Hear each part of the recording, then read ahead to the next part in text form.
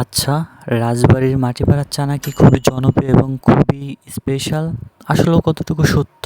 এই ভিডিওতে আমি আমার ব্যক্তিগত অভিজ্ঞতা এবং মতামত তোমাদের মাঝে শেয়ার করব। আশা করি ভিডিওটি দেখতে থাকবা।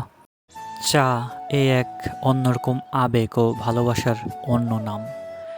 তাই তো আমাদের রাজবাড়ির মাটিপাড়ার খুবই স্পেশাল আর খুবই জনপ্রিয় এই দুধ চা, হরলিক্স চা।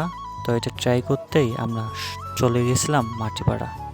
আজকের ভিডিওতে তোমাদেরকে অনেস্টলি রিভিউ দেওয়ার চেষ্টা করব। আর হ্যাঁ, আমি প্রথমে বলে রাখি আমি কিন্তু চা প্রেমী না, তবুও আমার কাছে মনে হয়েছে যে এটা রাজবাড়ির খুবই জনপ্রিয় একটা চা, সেক্ষেত্রে তোমাদের মাঝে রিভিউ দেবো। আর আমার কাছে মনে হয়েছে যে সুনামগঞ্জ ছাতকের যে চাটা খাইছিলাম, সো ওই চাটা আমার কাছে হয়তো অনেকটা ভালো লাগছিলো, বাট এইটা অ্যাভারেজ। তো এই চায়ের দোকানে আসার পর দেখতে পেলাম যে অনেক ভিড়, দুজন মিলে কাজ করতেছে, একজন চিনি দিচ্ছে আর একজন ওই গাবলা থেকে মানে ওই ডিশ থেকে দুধটা ঢালতেছিল। তো যাই হোক, একটা কাঠের উনুনেই কিন্তু এরকম চা জাল দিচ্ছিল। তো খুবই স্পেশাল। চায়ে হচ্ছে মূলত দুধ, চা আর উপরে হরলিক্স দিয়েই এই চাটা বানানো হয়। তো যাই হোক, দুজন মিলে আর কি এরকম সার্ভ করতেছে। তো আমরা 5টা চা হচ্ছে অর্ডার দিছি। তো এক কাপ 40 টাকা করে। এই হচ্ছে এখানকার অবস্থা। তো যেহেতু জনপ্রিয় চা বলতে কথা, আমি যদিও চা প্রেমী না, তো যাই হোক, এই যে প্রত্যেকটা কাপে কিন্তু চা ঢালতেছে। এখানে 30 টাকা থেকে শুরু, তারপর ঊর্ধ্বে যা আছে এমনটাই। তো আমরা 40 টাকারটাই নিয়েছিলাম।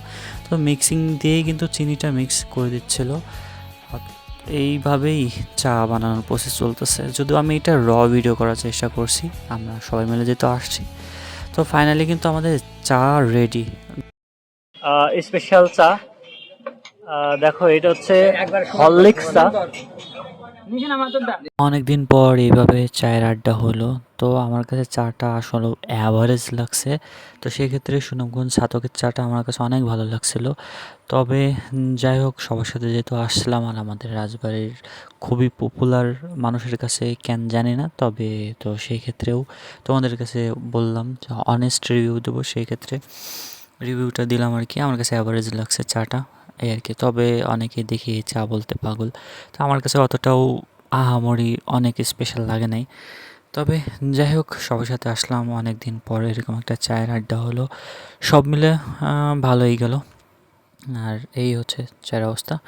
তবে যাই হোক, তোমাদের কাছে চা কেমন লাগে কমেন্টে জানাও। আর এখানে চা হয়তো অনেকের কাছেই ভালো লাগে, বাট আমার কাছে অতটা ভালো লাগে নাই, এ হচ্ছে সর্বশেষ কথা। কারণ আমি যদিও চা প্রেমী না, বাট চা প্রেমী না হলেও আমার মুখের টেস্ট কিন্তু একটু অন্যরকমই, একটু খুঁতখুঁতে স্বভাবের আছি। তো যেটা সত্যি সেটা তোমাদের মাঝে বললাম। তো যাই হোক, ভিডিওটি ভালো লাগলে লাইক কমেন্ট সাবস্ক্রাইব করে সাথে থাকো। দেখা হবে পরবর্তী কোনো ভিডিওতে।